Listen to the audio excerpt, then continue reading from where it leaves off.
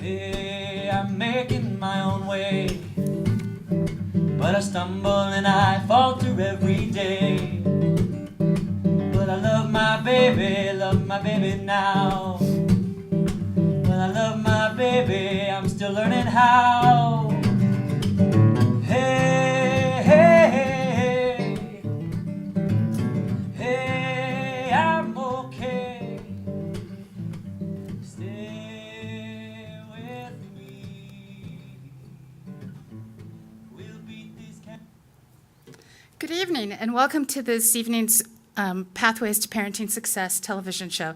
First, before I go any further, I would like to thank the Boulder Valley School District and Channel 22 for providing us with the opportunity to bring you this show this evening.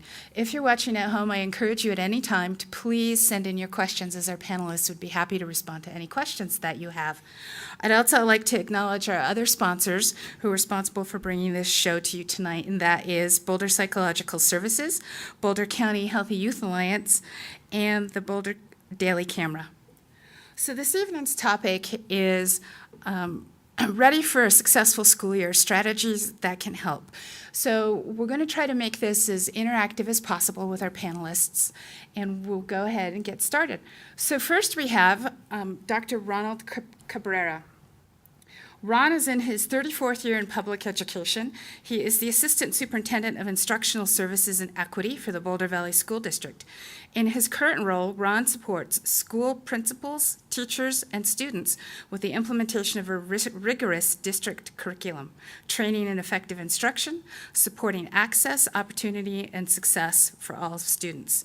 His experiences range from being a middle school and high school language arts and sciences teacher, a track and cross-country coach, student council advisor, in addition to various leadership roles and as a leadership coach.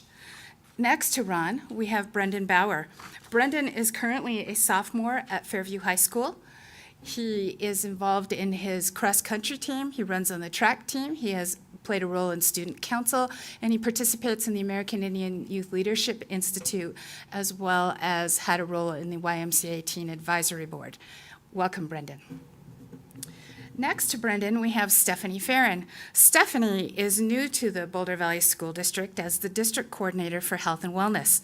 Stephanie received her BSN in nursing from Northeastern University in Boston and worked in pediatric intensive care in Boston for several years. After realizing her interest in public health and prevention, she returned to school in Long Beach, California, and received a master's in community health nursing and public health. Stephanie is responsible for implementing the coordinated school health model within the Boulder Valley School District, which incorporates many aspects of physical and emotional health for students and staff. And then next to Stephanie, we have Tracy Altamare. Tracy has 15 years of experience working with youth in various settings. She has her master's degree in school counseling and currently works as a student success liaison supporting students and families at Manhattan Middle School. She previously taught health at the high school level and worked in the nonprofit sector for youth-serving agencies in Los Angeles. Welcome, Tracy. And then last but not least, we have Deirdre Pilch, who is the Deputy Superintendent for the Boulder Valley School District. Prior to moving into central administration for the school district, Deirdre was the high school principal at Centaurus High School and has a lot of experience working with students and staff at all levels through the district. So thank you, Deirdre. So one of the things that I think would be interesting to sort of kick off the conversation tonight is maybe if we talked about how when somebody says to you academic success, what does that mean to you? Is there anybody who'd like to take that first? Ron? Well, I'll give it a go. You know, I think people interpret that based on their own academic experience that they had previously. But typically speaking, I think most of our community would say academic success would be, for children or students, would be that type of success where students walk away being able to express a certain amount of knowledge, dealing with it somewhat facilely at a level of knowledge or skill that people would say, they're at grade level, or they really know how to put ideas together. Now, I think that's really academic success in a kind of a very general sort of way. Okay, great. Brendan, as a student, how would you define academic success? I have to agree with Ron on being at grade level and being able to express knowledge. And I also feel that as a student, our academic success is also catered toward how well we want to do in the future and what we want to do with that future, and how the grades and the classes that we get those grades in affect what we can do as far as colleges and jobs go, because that is basically what we are trying to accomplish. Okay, great. Stephanie? I look at academic success from a health and wellness perspective, and so when I think about academic success, I also think of children who are learning balance in their lives, who are learning healthy lifestyles and healthy choices, that are able to take what they have learned at school back home and use it throughout their life, being able to think critically and independently and have strong self-esteem and confidence. Great. What about you, Tracy? I often work with students who are struggling to achieve academic success, and so I kind of look at it like once I see the change happen, they talk about being engaged, and they talk about being motivated to make effort, and then they start showing growth. And I really think that once they become engaged, that helps to bring in that growth, and that engagement happens in a lot of different ways. It takes a lot of extra support sometimes. Okay. Deirdre? So I totally agree with the other panelists on what they've said about academic success. So I'll add just one thing, which is I think true academic success comes with all these other things that are mentioned, and then finally you have joy and the love of learning, and you love going to school, and you love coming home and talking about what you did at school, and your parents can see that you love learning, and you love being in school, and you love what's happening in school. And so that would be my hope for every child, and I know we're not there, but that would be my hope for every student. Great. I love the way that sounds, the joy of learning, the joy of being in school. Because Tracy had just mentioned working with students who are struggling in school or struggling academic. And so I wonder, what are some thoughts about how you encourage that love of learning in students, how you maybe engage students who really haven't been engaged in school, at whatever level they're at, whether it's elementary, middle, or high school. What are some of your thoughts about that? And I'll start with Ron. Okay. Well, I was just thinking about that because I think there's a couple different approaches. I think that quality teachers get to know their students pretty well, and they try to build lessons that both cover content but connect to the interests of their students.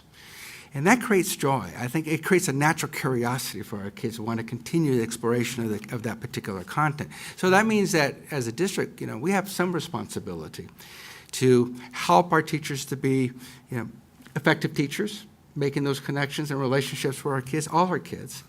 The other responsibility we have is to, as we determine as a school community what is important to learn, that we capture those elements of that learning, we call them standards and content, that we try to make that content very relevant to our students.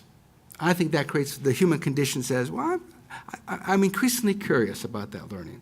So I think a gifted teacher, a talented teacher, is able to move all those kind of component parts and intrigue the student to continue to be curious. And I really like the idea of joy that Deirdre brought up, because I do think we don't always have a good history of creating ongoing joy. Great. And Tracy, you had mentioned that you work trying to engage students. What are some of your thoughts? One of the things I do is do a learning style inventory with them, and I find that once they understand how they learn best, even though that might not be how all their classes are delivered, but once they can understand that and incorporate into the way they study and the way they look at what they are learning, that it really helps to draw them in because they feel like they're involved in their learning. Great. So that has been my main strategy. So Brendan, what do you think about this idea of joy as it relates to school and school success? I think it's right. I think we learn best as students when we are happier and more engaged in the class, and the teachers that just are more fun to learn from are actually going to be teaching us more than those who just drone on in a lecture for the whole period. Can I add a little bit, Sure. Aisha? Joy is important, as we just discussed. I think in good learning, there's a little bit of tension and challenge. So when the learning is the type of thing that stretches an individual. I think there's a lot of internal satisfaction about that. That really is the joy. So I'm certainly not talking about the type of learning that seems very simple, to whatever that might mean for an individual, because I think that creates boredom. So there's a balance there, as I was talking about how a teacher manages the instruction and how it gets kids connected to it. So they're feeling like they're being stretched a little bit. When you hear that, it's like a really neat place. There's excited conversation. That's evidence of an engaged classroom. Stephanie? Yes, I just wanted to add that when you're talking about engaging students, and especially students who might be having difficulty, that it's also important to think about how they come to school ready to learn. If they are hungry, if they're have pain from a chronic condition, if their vision is not well enough for them to be able to read the board or read the book that they have in front of them, that there's a lot of extra things that are going on outside of the school in the classroom. And of course, we can't necessarily manage all of that, but to be aware that when students come to school, that there are a lot of other things that are going on in their lives, and how we address that and how we compensate sometimes and assist students also helps them to achieve. So it sounds like that it's really, in some senses, addressing the whole aspect of a student. What are the external pieces that impact how they learn or how ready they are to learn, as well as the pieces that are taking place in the classroom, the challenges, the opportunities that are available to them. Deirdre? So Alicia, I guess I would add that for parents, since the show is called Pathways to Parenting, that one of the things that I think that I've seen is helpful with the parent working with the school is if the parent can really engage in a meaningful conversation with their student about what is it you're really good at, what is it you do well, what is it you like, because every student has things they are good at and things they do well, and to really get students thinking about, what is it you do well, and then helping them to figure out how to use that in the classroom so that they can have a sense of success in the classroom. I really like that idea, because to me that really is more empowering for the student, because we live in a world where it's really easy to be critical about what you don't do well, or to be self-critical about what you don't do well. And if you're going to be challenged in any way, if you're going to be challenged to learn, if you're going to be challenged to try something new, then it's important to also have that sense of empowerment as well, I think. Interesting. And so one of the things that I wanted to switch that just a little bit is we see a lot about the pressures that are being placed on students in schools lately. I've had the opportunity to do some focus groups with students in Boulder Valley, and one of the things that comes up is stress. I even did a survey at an elementary school, a couple of elementary schools, and students at that age knew how to define stress. How do you think that impacts a student and their ability to be academically or even personally successful? Stephanie. Well, when I hear that question, the first thing I think about is, how does stress affect me when I'm trying to be successful in my life and in my job? And when I feel that there are pressures from all around, and I'm not feeling well, and I'm just not quite getting something done the way I want it to get done, it's really can be quite overwhelming. So to take that concept and then put it on a child who is also experiencing pressure from their parents and from their peers at school, it can be, I think, really overwhelming for them. And I think that there are a lot of things as parents that we can do to address that. And I think, like Deirdre said, really opening communication and establishing those communication ties with your parents and with the children. They want to talk to us. They want to know what we are thinking. They want direction from us. And sometimes I believe that we need to just stop and listen, and really listen, and try to keep our mouths shut and let them do the talking. Okay. Brenda, what about your perspective on stress as a student? On stress, as a student, we have a lot of stress because we're not just going to school from first period to our last period. We're not just going bell to bell. Almost everyone I know is doing a sport or a club in addition to that. That takes up free time, and we all have homework. And a lot of people, we get nervous about tests too, and it just builds up. And then when we get stressed, we're not getting as good grades, and then that causes more stress. It is not fun. And we're kids, we want to go do stuff. We don't really have the attention spans to stay and just study for a few hours at a time. So then if we have to do that, we get stressed because we just don't want to do it. We get burnt out on that. So Stephanie talked about things that parents could do to help students work through stress. What would your advice be to parents? Parents, I would say just help your kids out. Like, help them if they're struggling with learning something. Like, if your kid's struggling with chemistry homework, help them. Like, help explain it to them in a simple way. Because if it's something that your explanation, if that doesn't make sense to us, then that really does not help at all. Okay, Ron. Well, I'm going to relate something that, because Deirdre's been a high school principal and so have I, and sometimes we got to think about as parents what we communicate to our children about expectations. And, I think there's a place for expectations, and we certainly want to make sure that kids come to school and say, I want to make the best of my day. But my recollection as a high school principal is I had students who were taking many advanced classes. And I had, great respect for them to be able to do that and have the desire to do that on the one hand. On the other hand, I was really concerned about the overload that they were creating in one aspect of their high school life. And I just heard Brendan say, he does sports, wants to be with friends, he does other types of activities.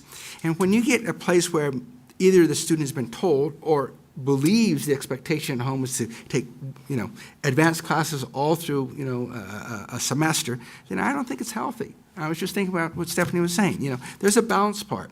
I think as parents, we have to help manage that because sometimes kids jump into it with both feet because they also see their peers doing it and there's some pressure. Mm-hmm. So there's expectations are good, but you got to balance it a little bit. So. Mm-hmm. And so, Tracy, you're at the middle school level.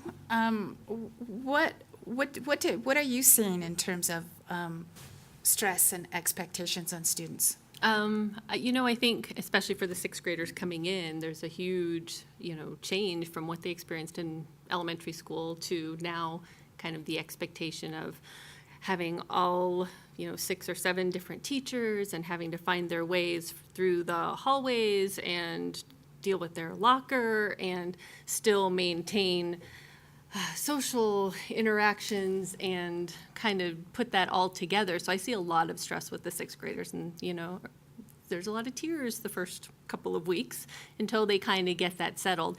And then I think they, find a good place to be. And then 7th grade, the homework builds up a little bit. And then by 8th grade, I hear now from 8th graders, it's, like there's so much more homework than there was last year. So I really see that we're building up our expectations of them to prepare them for high school. But I think it's really, it starts young on stressing them out. And then they start, well, I can't do volleyball like I want to because I have, to study. I have this teacher, he's really hard and I need to study. And so I really do think, like both Ron and Brendan said, that we need to find a balance. They need to have time to do the things that they want to do.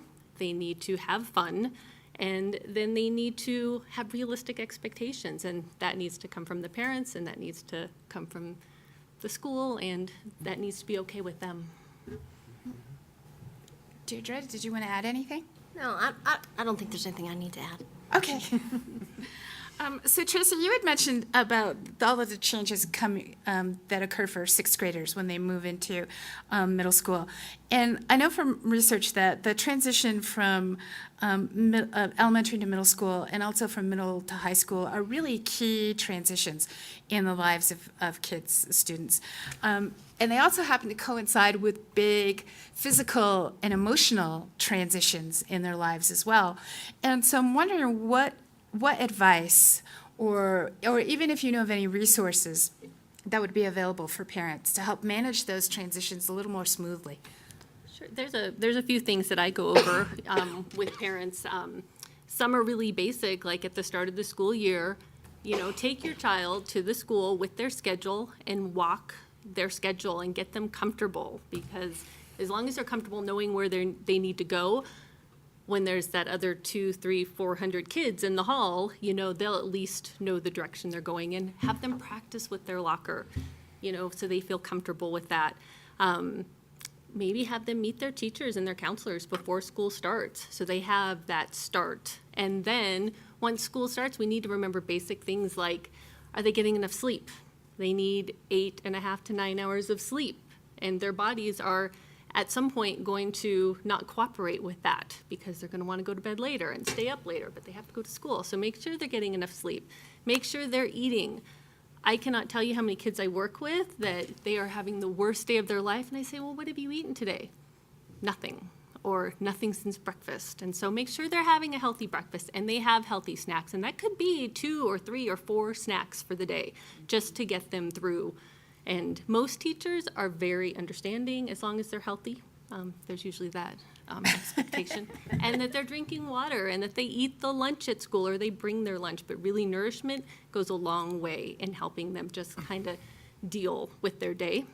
I would also say to kind of help them create a schedule, to kind of figure out, look at what their assignments are and their activities they want to do, and look, really see what that looks like, and have them live that schedule for a week, and then maybe, you have to revise it and, make it more realistic to what all you want to do, but just really help them, plan,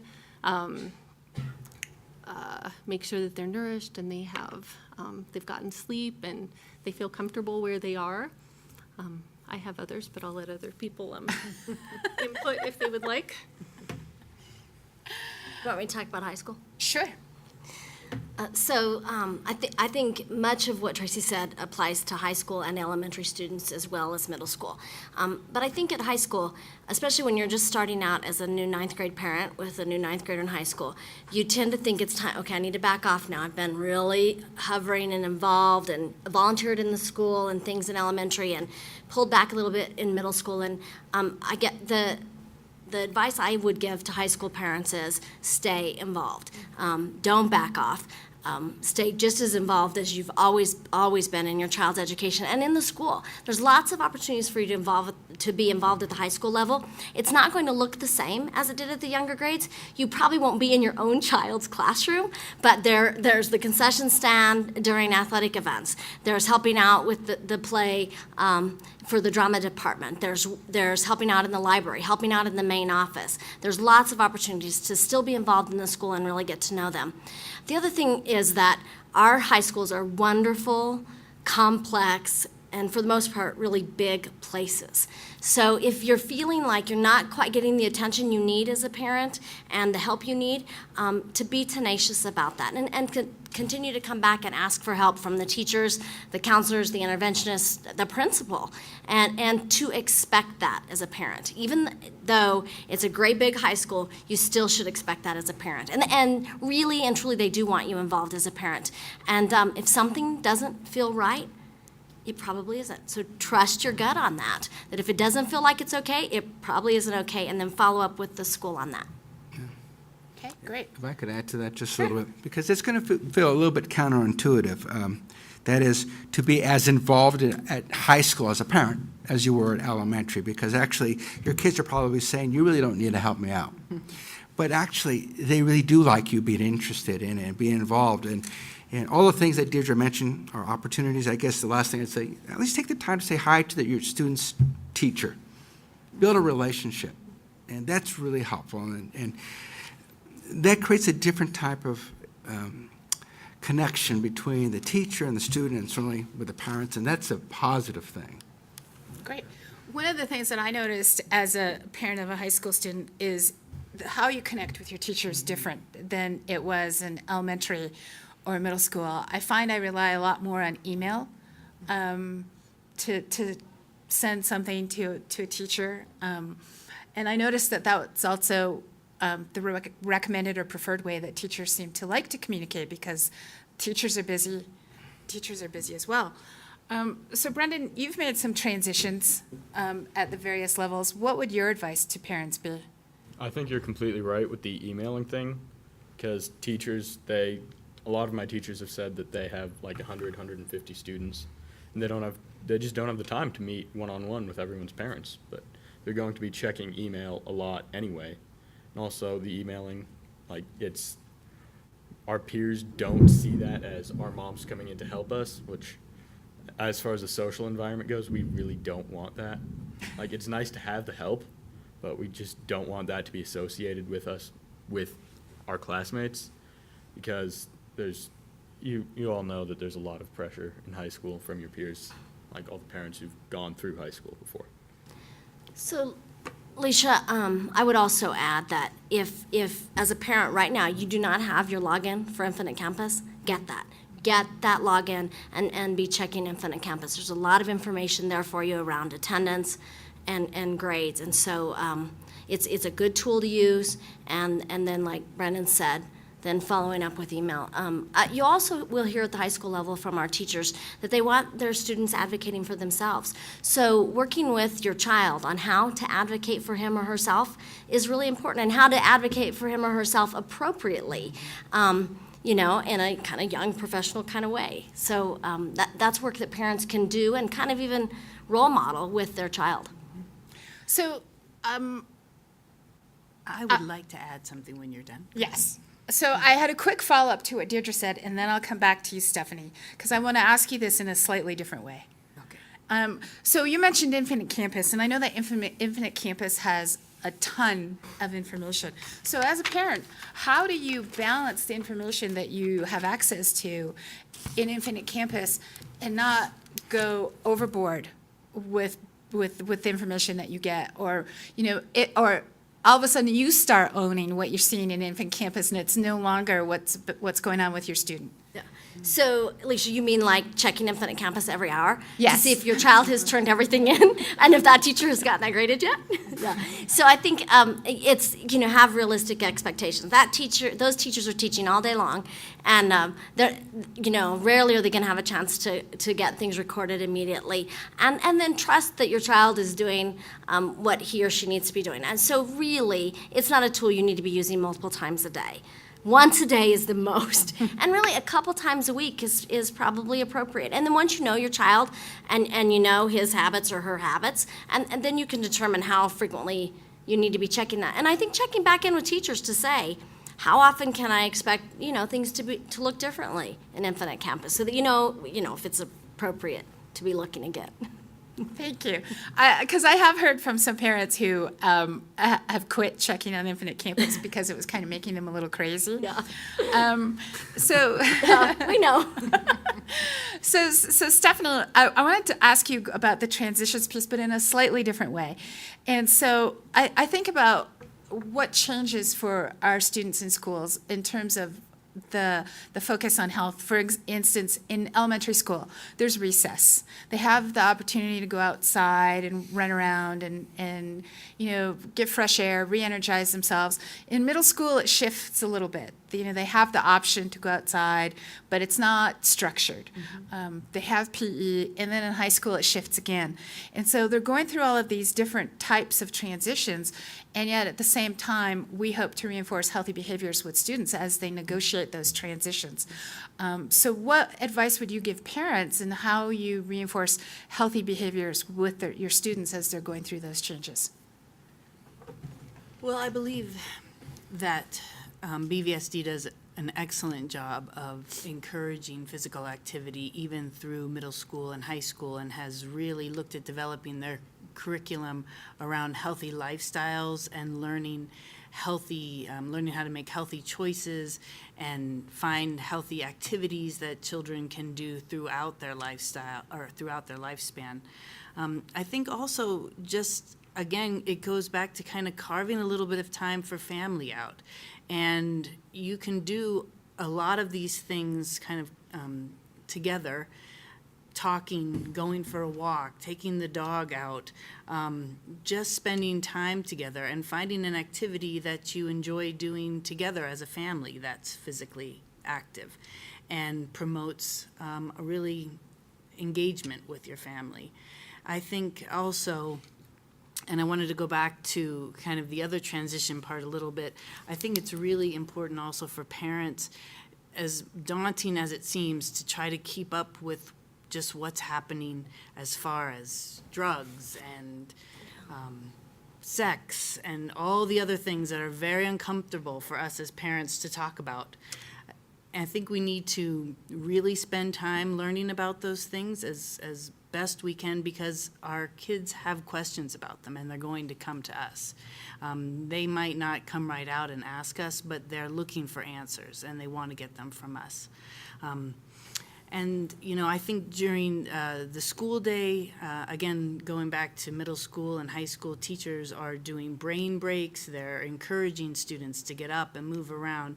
There's been a lot of research that has complemented those activities in schools, and I think that we're doing that very well here. Great. Tracy? I was going to add that, you know, I recommend for students to, if they live close enough and it's reasonable, to ride their bike to school rather than driving or taking the bus, or walk to school, or their skateboard, or something that's going to help them start off their day getting a little bit of exercise, and then maybe even end their day with some exercise. And also there's always sports, so you can always encourage them to get involved in sports to get that exercise also. Okay, great. So one of the things I also wanted to touch on a little bit is if students are struggling in a particular area.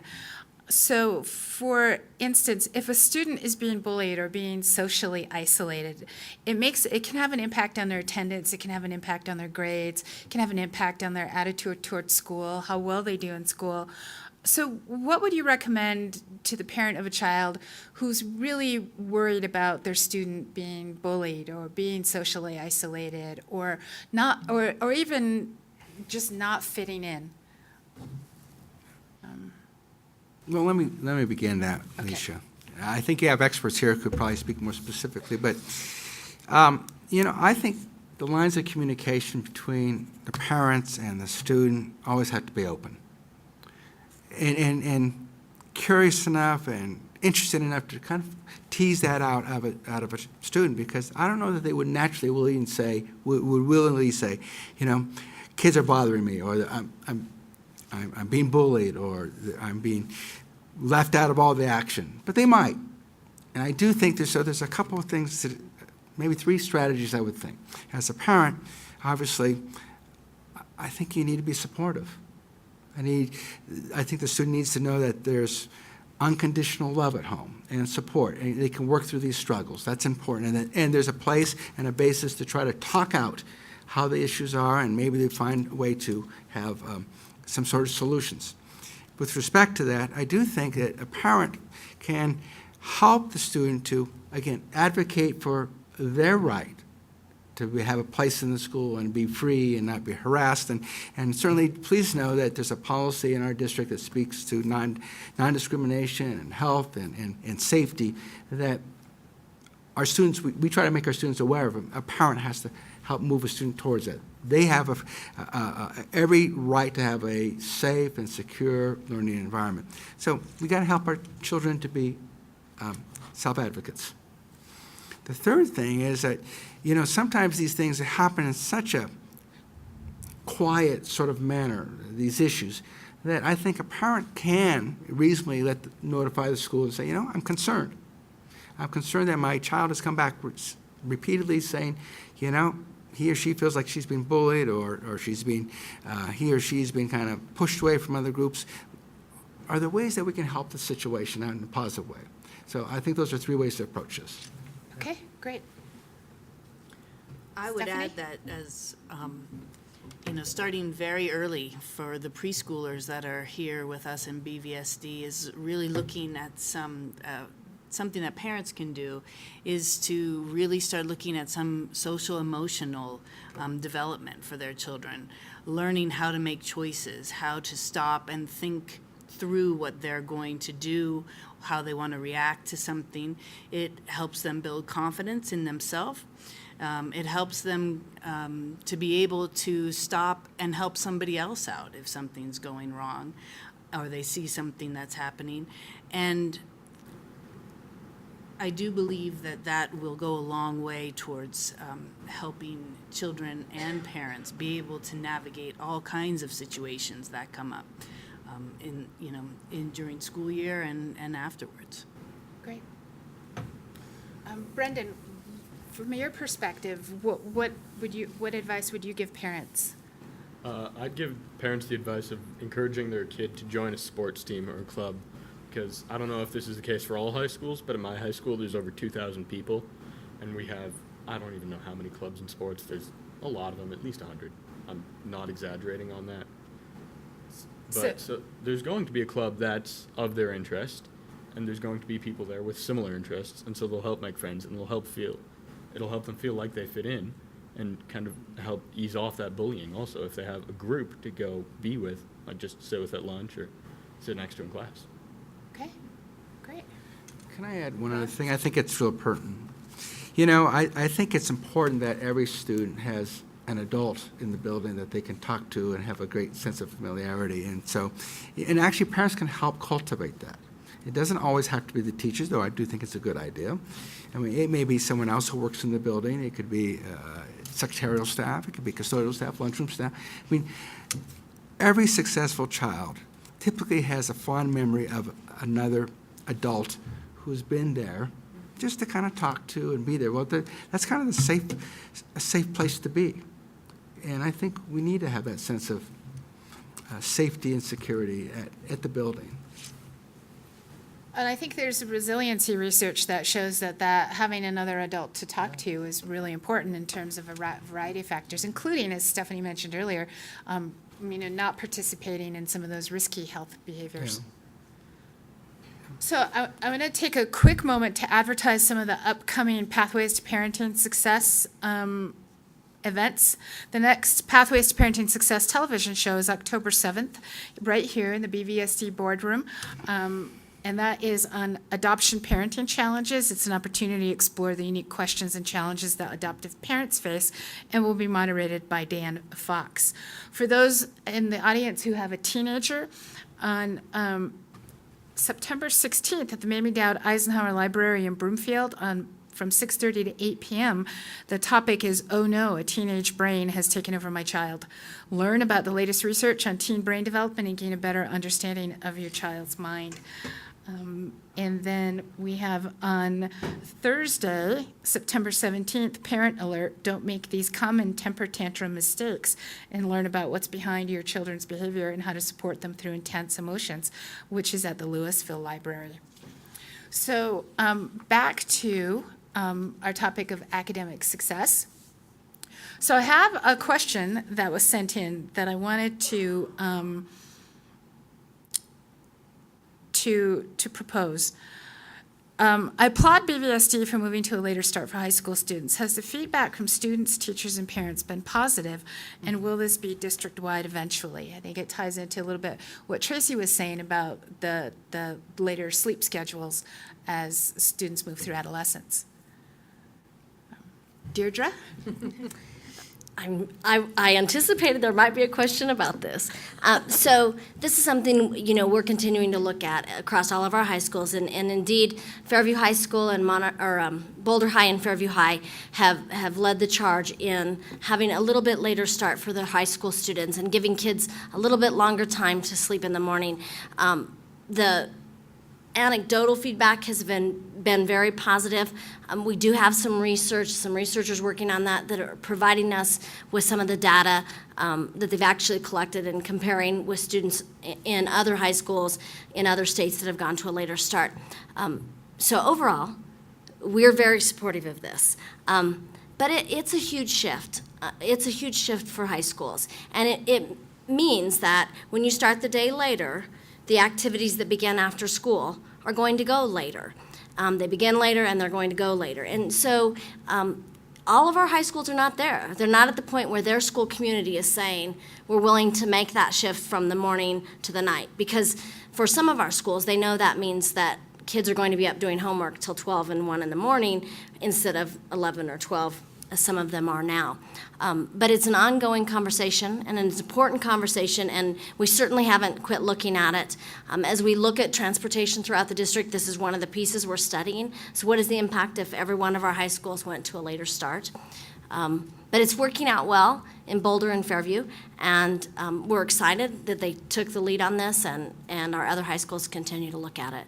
And I think, Salisha, the thing I want to say is, too, that every one of our high schools have the flexibility to work with individual families to look at a student's schedule. And if you have a student who really cannot do first period, certainly work with that home high school and look at the possibility of adjusting that schedule so that child doesn't have to report first period. And likewise, if you have a kid who's good early morning and really the end of the day is not a good time for them, but fortunately we have some of that flexibility at the high school level, and I would encourage families to work with schools, with their counselor, and with their administration on those kind of adjustments in student schedules. Great, thank you. Brendan, I know that you attend Fairview High School, and so you experience a later start time. How has that impacted you personally?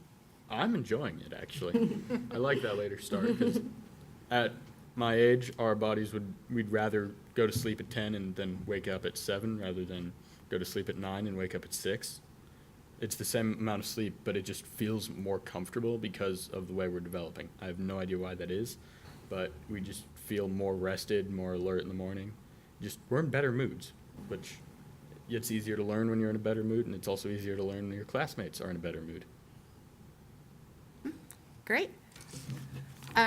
So I have another question. Our daughter started kindergarten this year, and we are shocked to see that she has homework. Given the research that shows no correlation between homework and achievement, why isn't the district taking a leadership role in minimizing homework at the elementary level? And I'd like to actually rephrase this just a little bit. I know that the homework ramps up as a student typically progresses through the grades. I'd also like to think about, as you're answering the question, think about strategies that parents might take on for when their students do have to address homework, and how to make that less stressful. Sorry, I really didn't mean to say more stressful. Because as a parent, I remember reading articles that say you should have a dedicated workspace, it should be quiet, it should be well lit. But I also realize it doesn't work for every single student. And so sometimes as a parent, you have to remember to give yourself the flexibility to meet the needs of your own child, which is interesting. But So as you think about the homework piece, also if you could think about it in terms of maybe some strategies that might help families address homework so that it's not a stressful piece in their household. Let me comment on the email that you received. I'm actually a little surprised about homework for kindergarten, though I would say across the district we don't have a homework policy that starts at kindergarten or pre-K. I mean, that's news to me. However, having said that, I don't know the nature of what the homework is. I mean, it could be something that's very appropriate, developmentally appropriate for the child to be doing, and maybe just encouraged by the parent. So that's a quick aside. So getting back to your question, Alicia, you mentioned a few strategies that are fairly common. Set aside a time and place. Create a quiet time. You know what? First of all, let me just say, those aren't bad strategies. I don't think kids naturally at a young age say, that's what I'm going to do. And so part of what homework does, it does create a little bit of discipline, and I mean discipline in terms of understanding that there's certain tasks that need to be done in a certain way, just as if, now I don't know if this happens either, but so I have 5 children. Let me qualify this. When they were growing up and younger, they all had little chores to do. Set the table, wash the dishes, sweep the floor, throw out the trash.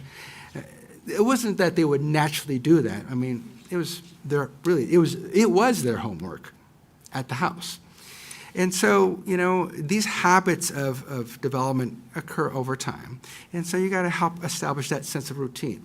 Now, the other thing you said was really, I think, pertinent. You do need to know your children.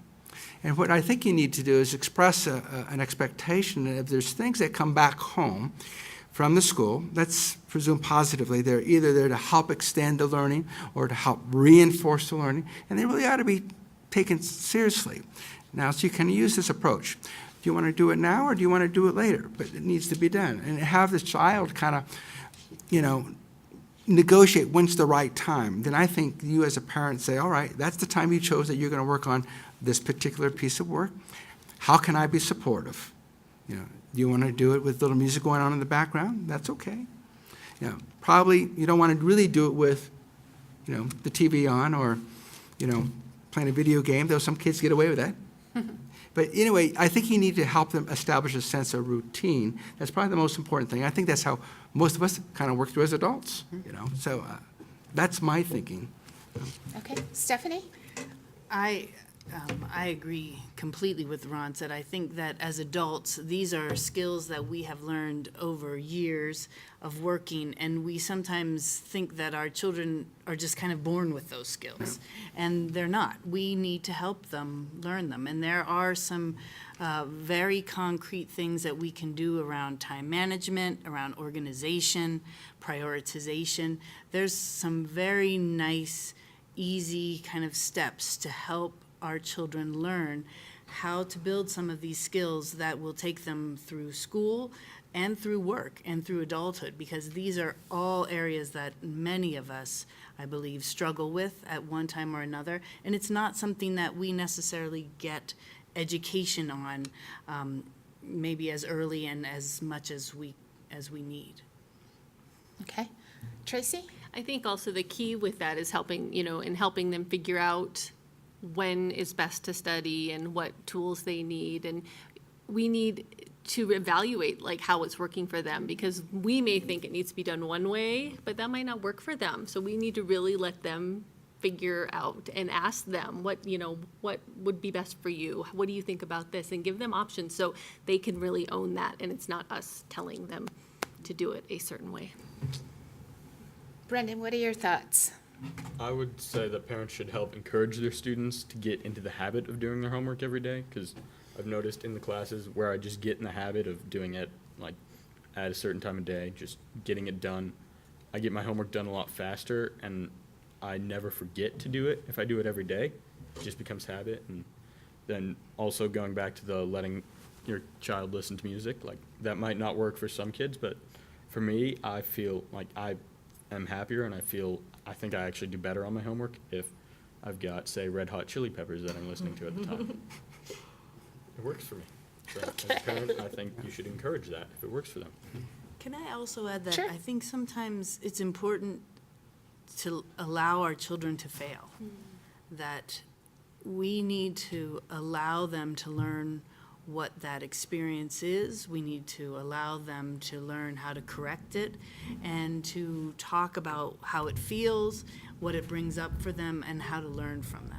So I think sometimes also trying to push them through something that they don't quite grasp is not always helpful. I have to say I understand that conceptually. Yes. But as a parent, it's really, really hard to let your child fail for whatever reason, because I think that there could be a variety of reasons. You have high expectations for your child, or the opportunities that your child has is different than maybe the opportunities that you had, or something. But the same token, I understand that those are your expectations, not your child's, and that they don't own their work if you're the one who's pushing them to continue to do that. Right. Brendan. I would just like to tie this into the stress thing that we talked about earlier. If you keep pushing your child so hard and you don't let them fail at all, then it's also going to cause more stress, because they feel that they have to get an A on everything, and that their parents are going to be really mad at them if they don't. And if you let your child know that that's just not true, then we'll probably actually learn better, because we don't feel that we have to get every little detail right, so we can actually learn the big picture and the important part of what we're actually trying to learn. Great. So that actually sounds like it brings us back around to where we started, which is having students who enjoy learning, are engaged in learning, and are happy to be a part of that learning process. So this is a sort of related question. So what about For instance, there's been a lot of conversation about reading level and the role reading level plays, and there's conversations about achievement gaps. And so that also, I think, puts a different type of pressure on schools, on families. And I wonder how important is that? I mean, not to say that reading level isn't important, but sometimes students develop at different rates, and so the reading may accelerate over a period of time, or they may not. That may not be their strength. But we put a lot of focus on reading level, and so how important is that in terms of student success? Boy, Alicia, I would say that in our school system, in the United States of America, if you're not a good reader, you're at disadvantage. And probably in our society, because so much is driven by information, whether it's on the internet or even texting and this type of thing, and the quickness to kind of understand and communicate is really important. So I want to kind of go back what you said earlier about full circle. I mean, when reading skills are weak, not much joy in learning. So what can parents do to help support the development of reading? And that's really our challenge as a school system. But I want to touch base on something Stephanie said about keeping open lines of communication and conversation and setting aside to do that. Because, part of reading and vocabulary development deals not only with reading text, but having and expressing yourself orally. Full, complete sentences and expressing ideas, because it gets to the place where you begin to develop in writing and you kind of acquire it as you read. So that's an important piece, have conversation. In fact, the biggest difference between those kids who are less successful and those kids who tend to be very successful is that level of interaction between parents and kids. The research will point that out. So let me share a personal experience that is relevant to weak readers becoming good readers. Now, I would say in grade school, I wasn't a particularly strong reader, at least in second grade. Let me just say it that way. And I think it's because my father felt he wasn't a strong reader when he was in grade school. He would take me to the thrift store and the Goodwill store, and he would buy me books that I was interested in, Cowboys and Indians and Easy Readers, things that I was really interested in. That's the first thing. So that was our father-son activity. I'd walk home with 5 or 8 books. At that time, one cost a nickel or 10 cents each. You didn't break the bank. And I would thumb through them and get interested in reading, develop at my own rate. And he would ask me questions about the book. Well, now I'm building up reading comprehension. Now I'm having a conversation with my parents, and I'm building my oral language vocabulary. And clearly, by the time I left grade school, I was above average reader. The reading research would say, you have kids who have difficulty reading. They need to be exposed to a lot of literature. And it has to be done at a level that they can really enter it. In the old days, there were comic books, and they still exist. But, easier readers that kind of get them into the vocabulary, into the reading, and advances them to the next level of text. In schools, it's called academic vocabulary. But we have to build those skills. And I think as a parent, the more you encourage that, the better served in terms of our educational system to make them a good reader. And that's to our advantage. That's my thought. Great. Deirdre, did you have something you wanted to add? So just briefly, we start out learning to read, and then it turns into reading to learn. And so if a student is not able to make that transition from actually learning to read and becoming a reader to reading to learn, they're going to struggle dramatically in school as well as in the workplace and outside of school. And so I think that literacy is extremely important. And if I think we need to think about the messages we send at home, that we're not sending messages that it's okay to not read, that it's okay to not like reading, that it's okay to not be a good reader, because kids are listening to those messages, and I'm hoping that kindergarten homework is reading, and it's reading together with the parent, and that it's really getting the child into how a book is used and how the words move in a book and how you read from left to right and how words match up and do you see that word again? Because there's a point where the reading to learn becomes so critical that if students don't have that, it really does become a barrier for the student. Okay, thank you. So we just have a few minutes left, and what I wanted to do is give each of you the opportunity to share with parents one piece of advice that you would give on how to support their child in being academically successful, whatever that looks like. And so what would you say? And I'll start with Deirdre. So start very young with an expectation that we're going to talk about how school is going and what you learned at school, and that it's going to be more than just, it was fine, it was good. And so start that really young, at somewhere in the routine, whether it's on the walk home from school, the bike ride home from school, as soon as you all hit the door at the same time that night, whenever it is, but starting that habit of asking about school and really getting a conversation going on a regular basis about what is happening at school, so that when it isn't going well, you know it first as the parent. And so to prevent the bullying that you talked about earlier, Alicia, but to really talk about it so that your child understands academics are really important, and I care about your academics, I care about what's happening in school for you, and I'm here to support you, and we're going to talk about it almost every single day, if not every single day.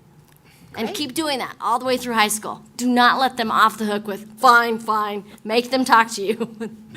Great, thank you. And if you're driving the car and they're in the back seat, they're a lot more likely to talk to you. They don't even realize you're trying to get them to talk to you. Tracy. I would say to teach your child to advocate for themselves, that, stay involved, but also support their independence, because that's going to help them stand out in middle school and high school, and it's going to take them far beyond.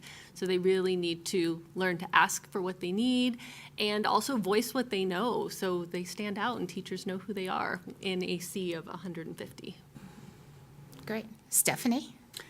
I think balance is one of the things that I would have to say is probably the most important thing I think parents can give their children.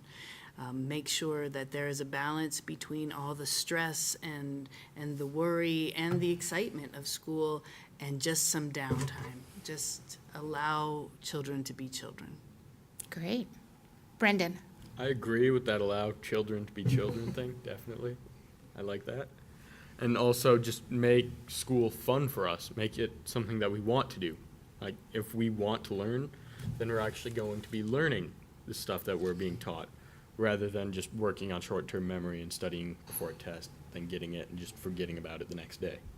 Because if we want to learn, if it's interesting for us, if we're having a good time at school, then everything just seems to go smoother. Great, thank you. Ron? One of the most important words that a 2-year-old says is why. Mm-hmm. You know what?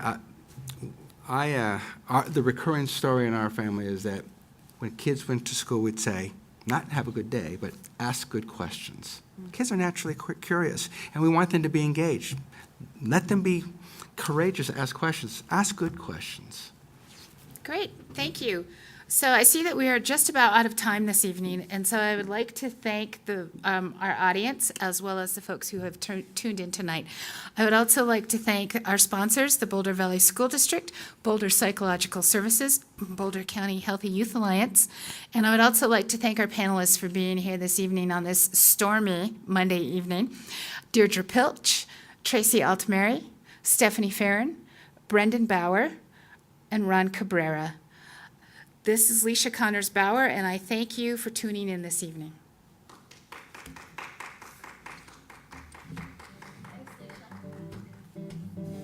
And now the planet's done its bowing down, and soon the growth returns to follow ground. But I know what's churning underneath the snow, and I love my baby, and we've miles to go. Hey, hey, I'm okay. Be with me. We'll beat this, can't you see? So wait a while, winter time.